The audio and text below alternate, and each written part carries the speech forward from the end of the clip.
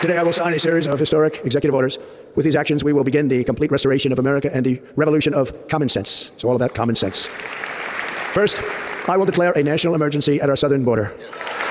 All illegal entry will immediately be halted, and we will begin the process of returning millions and millions of criminal aliens back to the places from which they came. We will reinstate my Remain in Mexico policy. I will end the practice of catch and release. And I will send troops to the southern border to repel the disastrous invasion of our country. Under the orders I signed today, we will also be designating the cartels as foreign terrorist organizations.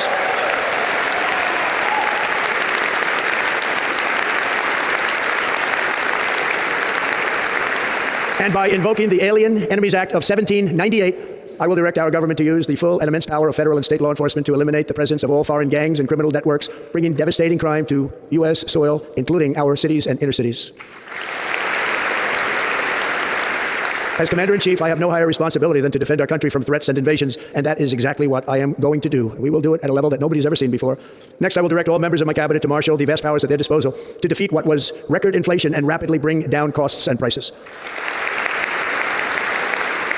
The inflation crisis was caused by massive overspending and escalating energy prices, and that is why today I will also declare a national energy emergency. We will drill, baby, drill.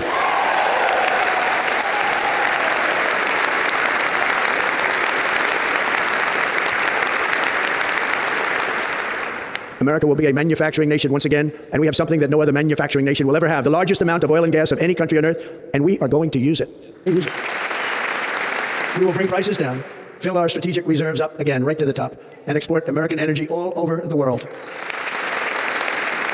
We will be a rich nation again, and it is that liquid gold under our feet that will help to do it. With my actions today, we will end the Green New Deal, and we will revoke the electric vehicle mandate, saving our auto industry and keeping my sacred pledge to our great American auto workers.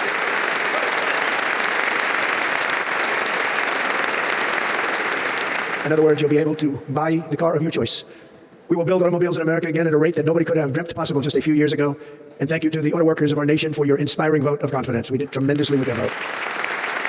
I will immediately begin the overhaul of our trade system to protect American workers and families. Instead of taxing our citizens to enrich other countries, we will tariff and tax foreign countries to enrich our citizens.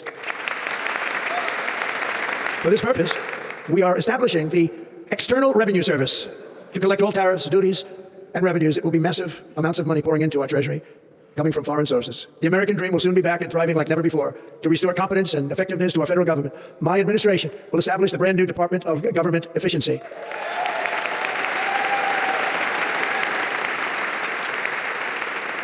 After years and years of illegal and unconstitutional federal efforts to restrict free expression, I will also sign an executive order to immediately stop all government censorship and bring back free speech to America.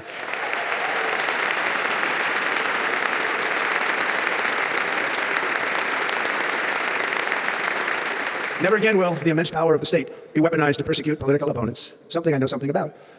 We will not allow that to happen. It will not happen again. Under my leadership, we will restore fair, equal, and impartial justice under the constitutional rule of law.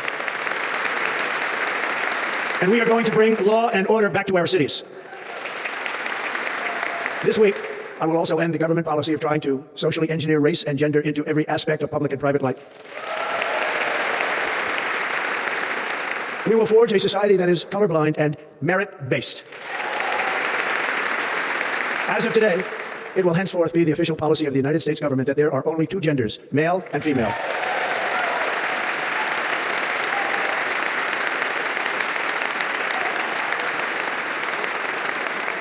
This week, I will reinstate any service members who were unjustly expelled from our military for objecting to the COVID vaccine mandate with full back pay.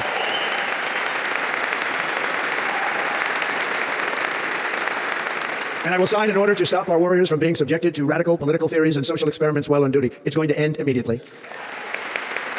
Our armed forces will be free to focus on their sole mission, defeating America's enemies.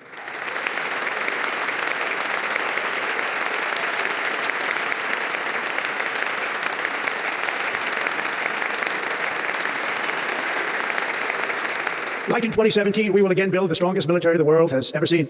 We will measure our success not only by the battles we win, but also by the wars that we end, and perhaps most importantly, the wars we never get into.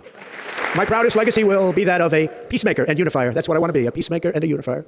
I'm pleased to say that as of yesterday, one day before I assumed office, the hostages in the Middle East are coming back home to their families. Thank you. America will reclaim its rightful place as the greatest, most powerful, most respected nation on earth, inspiring the awe and admiration of the entire world. A short time from now, we are going to be changing the name of the Gulf of Mexico to the Gulf of America, and we will restore the name of a great president, William McKinley, to Mount McKinley, where it should be and where it belongs. President McKinley made our country very rich through tariffs and through talent. He was a natural businessman and gave Teddy Roosevelt the money for many of the great things he did, including the Panama Canal, which has foolishly been given to the country of Panama after the United States. The United States, I mean, think of this, spent more money than ever spent on a project before and lost 38,000 lives in the building of the Panama Canal. We have been treated very badly from this foolish gift that should have never been made, and Panama's promise to us has been broken. The purpose of our deal and the spirit of our treaty has been totally violated. American ships are being severely overcharged and not treated fairly in any way, shape, or form, and that includes the United States Navy. And above all, China is operating the Panama Canal, and we didn't give it to China, we gave it to Panama, and we're taking it back.